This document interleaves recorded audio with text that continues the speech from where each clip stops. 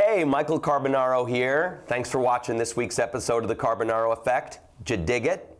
I did. Thanks for coming here. This is the After Effect, where I answer your questions. Thanks for writing in. I always love knowing what you guys are thinking about the show, and I'll try and answer them to the best of my ability. Here we go. First one comes in from Paloma, which means dove in Spanish. You were back in a thrift store for this episode. Are you a fan of thrift stores? I am. Oh, we just got these back. This was a hit. Remember these? The Select a Season shirts?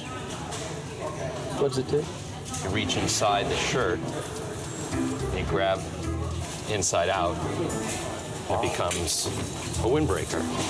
And then you pull the seams here, and then you pull this inside out into the fur lining is the winter jacket. Getting out of here. Yeah, from a t-shirt, right?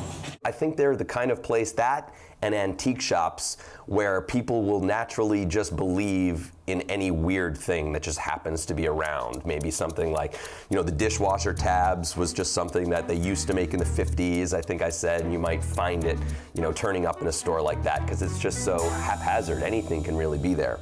So I love those. Can you do one more? Really nice, right?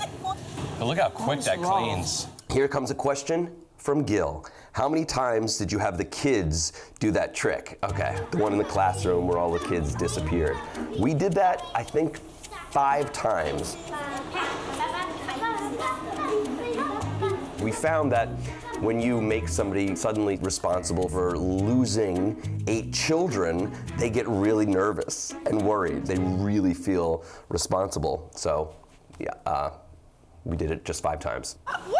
They literally just went in that one. Someone didn't come in and get them? Nobody walked in. I literally was just cleaning out brushes and I literally watched the last girl walk in there. And did anybody open the door? No. Did you open the door? No. That was closed? It was closed the whole time. So how did they, where did What they? the hell?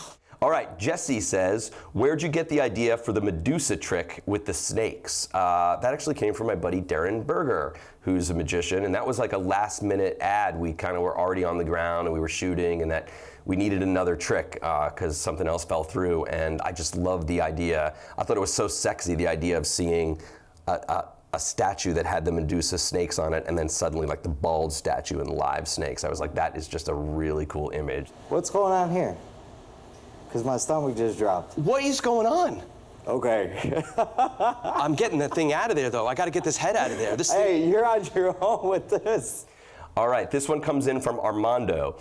Why do you always have boxes and stuff around the work tables you work in? Oh, interesting. For one, we clutter stuff up to help hide the cameras, because the cameras are kind of piled up amongst other stuff. There's screens, or they're coming through mirrors or boxes. But also those boxes we use, and particularly for this one too, with the snake trick, we were afraid if someone was going to see snakes that they'd want to run out of the door. Well, I want to keep Okay.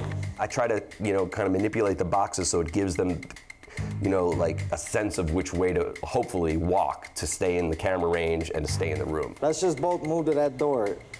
That way. What was that noise, dude? You go first. I need a weapon. Thank you guys so much for watching this week's After Effects. I love getting your questions. Write them in at hashtag AskMichaelCarbonaro on Facebook, Twitter, Instagram, and I will see you next week. Check out the next week's episode.